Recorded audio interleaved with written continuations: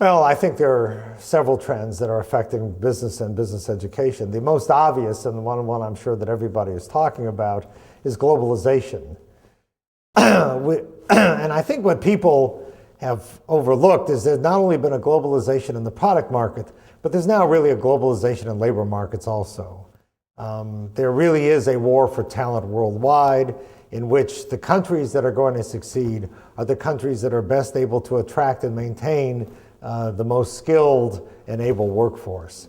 And that is obviously, globalization has obviously affected the content of our business school curricula, where we've tried to place more emphasis on, obviously, global companies and global types of issues.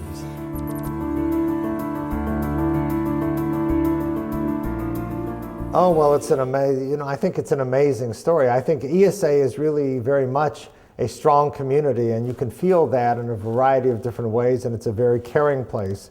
Last year when we were here, my wife had flown over and had a cold and had gotten an ear problem, and Jordy, the Canals, the dean, was so kind in arranging for her to go to a clinic. And then when the first clinic was not sufficient to deal with her problem, arranging for her to see some very fancy ear specialist and making the logistics so sweet and wonderful. And I think there really is in 100 different ways, and you can feel it. Part of it is Spanish hospitality, and part of it, I think, is what is unique to IESE, the sense of community and the sense of a caring culture. So in that small way, and in a variety of ways, we've always felt very welcomed here.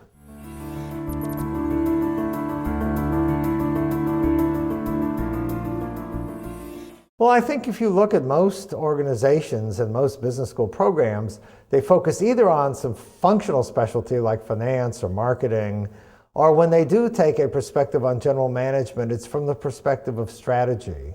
And strategy is great, but strategy that isn't executed is not worth, of course, anything. So what getting things done combines is an emphasis on, first of all, measurement and accounting, but from accounting and the balanced scorecard and a management accounting set of issues. It also focuses on interpersonal dynamics, and it focuses on power and influence and building social networks. So it really is a focus on implementation. And even though implementation seems like a simple and obvious subject, and in many respects it is also probably really the thing that separates those organizations that are most successful than the ones that aren't. It's all actually about implementation. And if you think about it, the game of football is a very simple game. You're supposed to go down the field and kick the ball in the net. The strategy is relatively simple, kick the ball in the net. But the ability to do that is what separates the great teams from the not so great.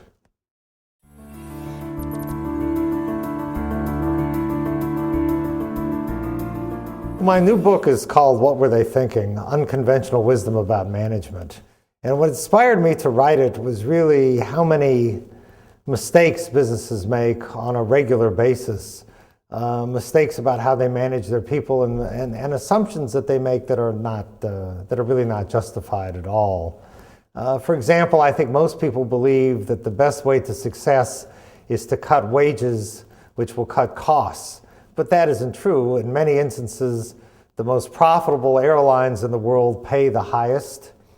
Some of the highest paid countries are the most competitive. So, for instance, everybody thinks China and India are the most competitive countries, but according to the World Economic Forum, actually one of the most competitive countries in the world is Finland, of all places, which has, of course, strong labor unions and has very high wages.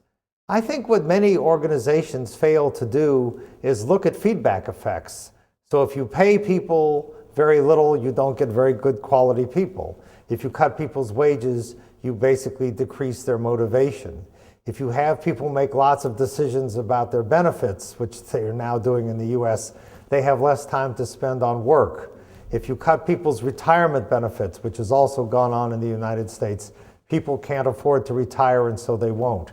And so I think companies have not been very good at thinking about the longer term consequences of what they do. And that's basically what motivated me to write the book.